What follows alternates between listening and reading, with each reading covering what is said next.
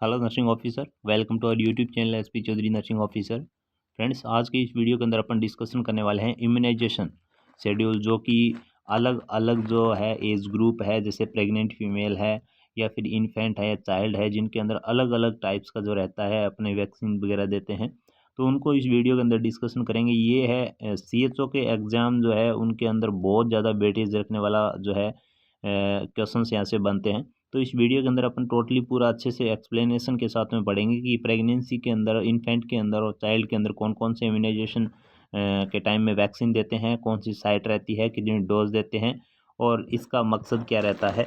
Okay, तो इस video के अंदर आप जो है फर्स्ट से लेकर एंड तक जुड़े रहना और वीडियो को ज़्यादा से ज़्यादा शेयर कर देना। ओके, तो चलिए बात करते हैं इस वीडियो के काम की। तो इसके अंदर फ्रेंड्स यहाँ तो वैक्सीन है, यहाँ है व्हेन टू गिवन, आपको कब देना है, यहाँ पे डोज कितनी देनी है और यहाँ पे रूट कौन सा रखना है और यहाँ पे साइट कौन सी रखनी है। पूरा का पूरा डिटेल्स इस वीडियो के अंदर आपको मिल जाएगा। वीडियो को बिल्कुल ही स्किप मत कर देना। ओके, तो चलिए टाइम बिना वेस्ट किए इस वीडियो को स्टार्ट करते हैं। तो फ्रेंड्स, बात करते हैं पहले तो प्रेग्नेंट जो वुमेन है उसके अंदर क्या क्या इंजेक्शन वगैरह लगता है उसकी बात करते हैं। तो इसमें देते हैं फ्रेंड्स टी टी फर्स्ट जो देते हैं अर्ली इन प्रेगनेंसी। आजकल जो न्यू शेड्यूल है उसके हिसाब से ये होता है कि एज सुन एज पॉसिबल, जब भी हो 3 मंथ के बाद में जब भी हो दे देते हैं फर्स्ट टीटी की डोज। ओके, और डोज देनी कितनी होती है वो देते हैं 0.5 ml देते हैं। इंट्रामस्कुलर लगाया जाता है और अपर आर्म पे लगाया जाता है।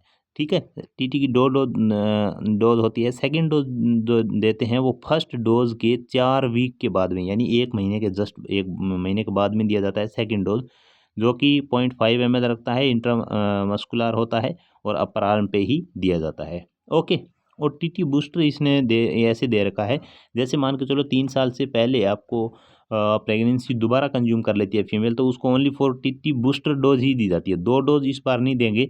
अगर 3 साल से ज़्यादा टाइम हो गया है पहले के टिटनस इंजेक्शन लगे हुए, तो उनको 2 डोज है जो देंगे, नहीं तो अपन एक ओनली बूस्टर डोज ही देंगे। वही इसका डोज रहेगा 0.5 ml और इंट्रामस्कुलर और वही अपर आर्म। तो ये मोस्ट कॉमनली प्रेग्नेंट फीमेल के अंदर ही यूज में लिया जाता है। ओके, अब बात करते हैं इन्फेंट होता है उसके अंदर जो है कौन कौन सा वैक्सीन यूज में लेते हैं, कब लगाते हैं, वो बात करते हैं। तो फ्रेंड्स, इसके अंदर जो है न्यू शेड्यूल के हिसाब से अभी अपन बात करते हैं तो BCG, हेपेटाइटिस और OPV ये क्या करते हैं at the time of birth देते हैं। फर्स्ट डोज जो होती है उसको at the time of birth ही देते हैं। ओके, तो अभी देखते हैं अपन एक बाई एक। तो BCG का है एट बर्थ और as early as possible till 1 years of as.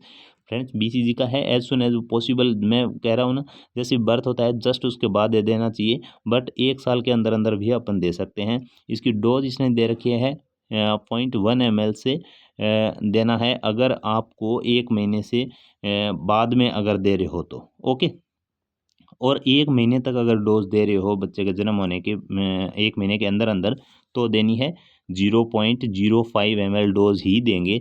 और इंट्राडर्मल इसका जो रूट रहता है और लेफ्ट अपर आर्म पे इसका जो है लगाते हैं। लेफ्ट अपर आर्म जो है इसका मार्कर होता है। ऑल ओवर जो भी वैक्सीन्स होते हैं उनका कोई ज़्यादा स्पेसिफिक नहीं है, पर BCG का अपने को ये इंडिकेट करता है, इसका स्कार फॉर्मेशन होता है जिसे अपन इंडिकेट करता है कि इसको BCG इंजेक्शन लगा हुआ है। ओके, तो 1 महीने के अंदर अंदर अगर वैक्सीन देना है तो 0.05 ml देंगे, और 1 महीने के बाद अगर देते हैं तो 0.1 ml डोज इसकी रखी जाती है। Eight the time of birth most commonly दिया जाता है, 1 साल के अंदर भी इसको दे सकते हैं। ओके, बात करते हैं हेपेटाइटिस बी की। हेपेटाइटिस बी है एट बर्थ के टाइम में भी देते हैं, मैंने आपको बताया था, और as soon as well possible होता है, विद इन 24 आवर्स देना होता है। ये ज़्यादा डिले नहीं करना चाहिए। हेपेटाइटिस बी का वैक्सीन ज़्यादा फास्टली दिया जाता है eight the time of birth, या फिर ज़्यादा जितना हो सके तो 24 घंटे के अंदर अंदर ही देना चाहिए। ओके, रूट रहता है, डोज रहती है 0.5 ml। इंट्रामस्कुलर इसका रूट रहता है, और anterolateral side of mid thigh, थाइड होती है उसका एंट्रोलेटरल जो पार्ट होता है उसके ऊपर दिया जाता है। ओके, इन्फेंट की बात कर रहे हैं। बात करते हैं OPV की। OPV का जो एट बर्थ और as early as possible within the first 15 days. Friends, जन्म होते ही देते हैं या फिर उसके 15 दिन के अंदर अंदर अपने को देना होता है। 2 ड्रॉप देनी होती है। ओरली रूट होता है और ओरली इसकी जो साइट होती है वो कोई दिक्कत नहीं है। बात करते हैं ओपीवी की। ओपीवी के अंदर 3 डोज दी जाती है। कब कब देते हैं? एक तो 6 मंथ वीक पे, 10 वीक पे और 14 वीक पे। मोस्ट कॉमनली अभी 3 डोज जो है देनी होती है, 6 वीक, 10 वीक और 14 वीक पे 2 ड्रॉप देनी है, ओरली दी जाती है, ओरली इसकी साइट रहती है। बाद में करते हैं डीपीटी की बात।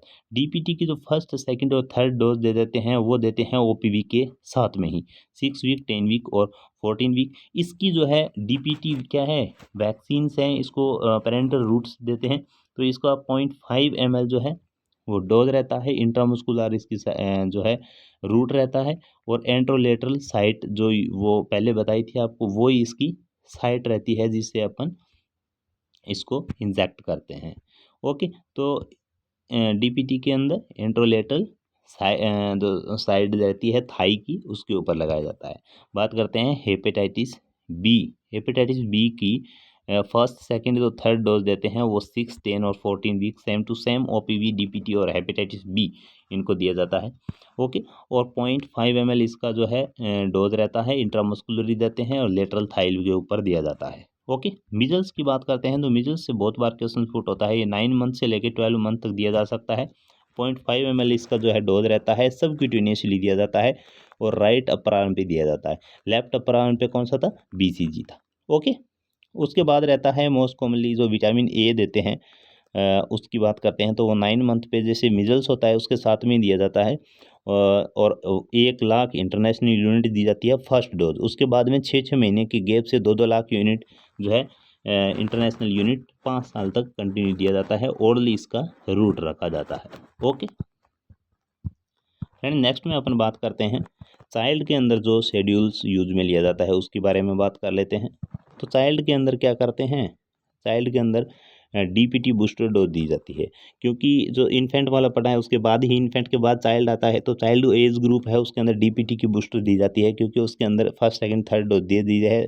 तो 16 से 24 मंथ के ऊपर डीपीटी की बूस्टर डोज दी जाती है। 0.5 ml वही डोज का इसका जो मात्रा है वो है, और वही रूट है इंट्रामुस्कुलर और लेटरल थाई के ऊपर लगाया जाता है।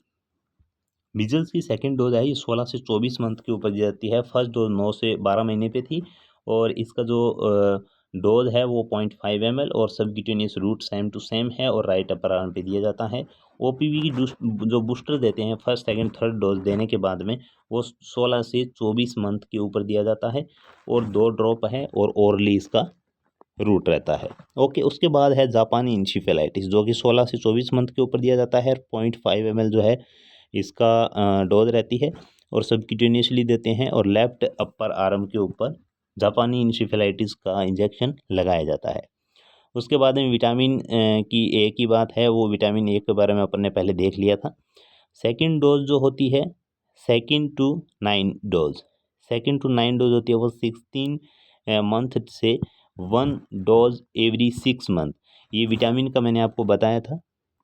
ओके, फर्स्ट डोज 1 लाख की थी, सेकंड से लेके 9 डोज जो होती है वो 2 लाख की होती है, और 6 मंथ के इंटरवल से होती है, 5 साल तक होती है, मैंने आपको पहले ही बता दिया था। और यहाँ पे ये लिख भी रखा है 2 lakh international unit orally orally, ये विटामिन ए का यहाँ पे दिखाया हुआ है ना। चलिए बात करते हैं नेक्स्ट की। नेक्स्ट है डीपीटी का जो है बूस्टर, सेकंड जो बूस्टर देते हैं वो 5 से 6 साल पे देते हैं। 0.5 ml जो है इसका कंटेन रहता है, और इंट्रामस्कुलर रूट रहता है, अपर आर्म के ऊपर लगाया जाता है। उसके बाद है टीटी का। टीटी का बच्चे के अंदर देते हैं 10 साल या 16 साल पे दिया जाता है, चलता रहता है टीटी तो, और 0.5 ml और इंट्रामस्कुलर रूट और अपर आर्म पे दिया जाता है। तो फ्रेंड्स, ये इम्यूनाइजेशन शेड्यूल है, इसके अंदर से काफ़ी क्वेश्चन पुट हो जाते हैं।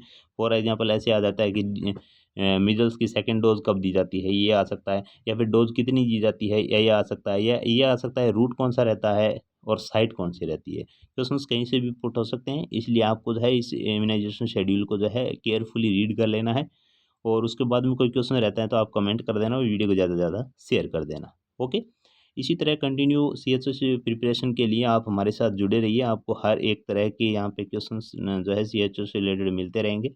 Okay, we continue study. Thank you, goodbye, best of luck.